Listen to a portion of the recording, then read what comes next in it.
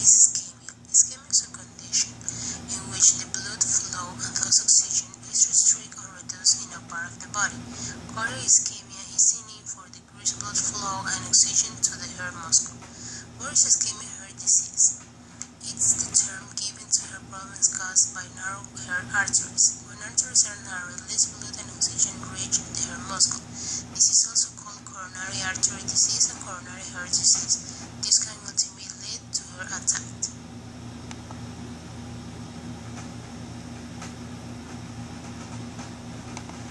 You probably already know that the main function of the heart is to pump blood through our circulatory system. So the blood comes in, it gets pumped, it comes in deoxygenated, that's why it's colored blue here, and it gets pumped out to the lungs.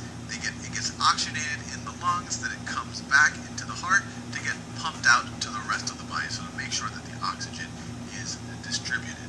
Now, whenever someone talks about heart disease and eventually heart attacks, a lot of times people talk about clogged arteries. And when I first heard that when I was a kid, I assumed that, hey, the heart is this pump and it has these arteries that are supplying blood to the rest of the body.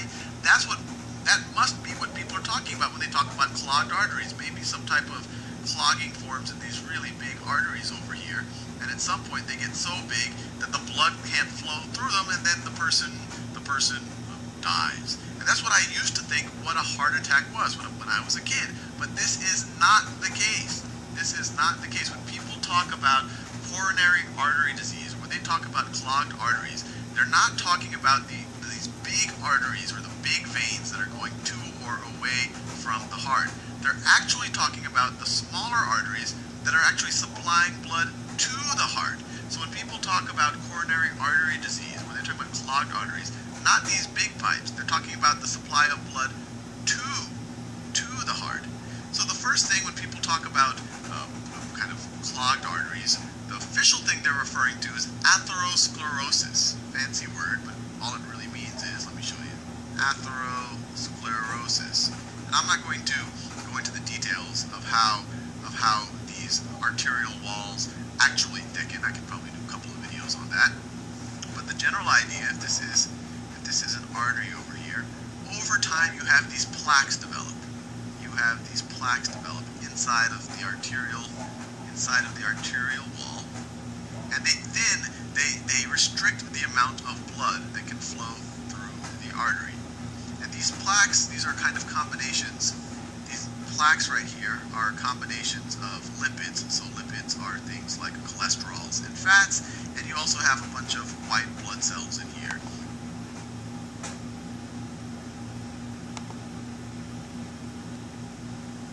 What is hiding ischemia? Many Americans may have ischemic episodes without knowing it. These people have ischemia without pain, silent ischemia. They may have a heart attack with no prior warning. People with angina also may have undiagnosed episodes of silent ischemia. In addition, people who have had previous heart attacks or those with diabetes are especially at risk for developing silent ischemia.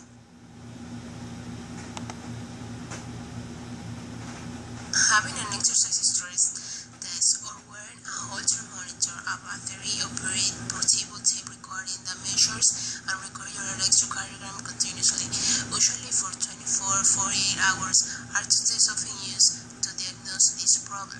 Other tests also may be used.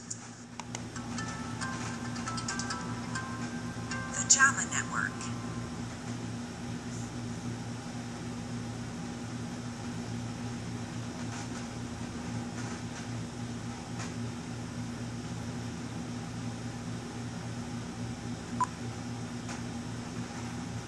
Scale spent his career working in a hospital but was never a patient.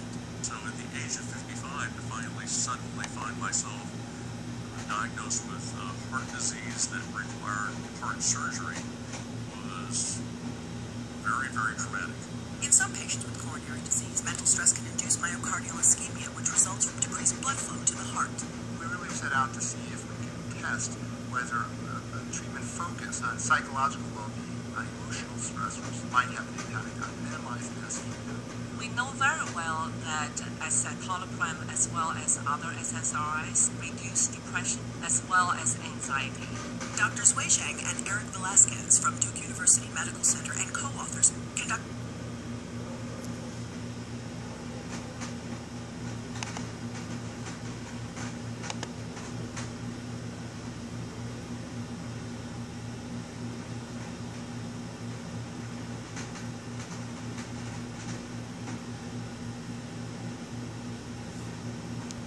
Myocardial ischemia occurs when blood flow to your heart muscle is decreased by a partial or complete blockage of your heart arteries, coronary arteries. The decrease in blood flow reduces your heart's oxygen supply. Myocardial ischemia, also called cardiac ischemia, can damage your heart muscle, reducing its ability to pump efficiently. A sudden severe blockage of coronary arteries may lead to heart attack.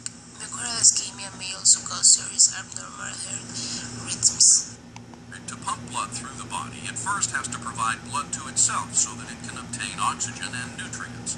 The myocardium is supplied with blood by two main coronary arteries that arise at the root of the aorta. The left main coronary, which then divides into the left descending and the circumflex, and the right main coronary artery. The main coronary arteries run along the surface of the heart as large epicardial arteries. They also send smaller branch arteries into the myocardium, the intramyocardial arteries. These further divide into a dense network of arterioles and capillaries. This system of vessels provides blood to the myocardium, a process known as perfusion. Myocardial blood flow can be affected by several factors. In a healthy heart, the most important include changes in aortic pressure and compression of myocardial vessels during systole, and changes in oxygen demand. During diastole, the heart muscle relaxes and blood flows into the heart chambers.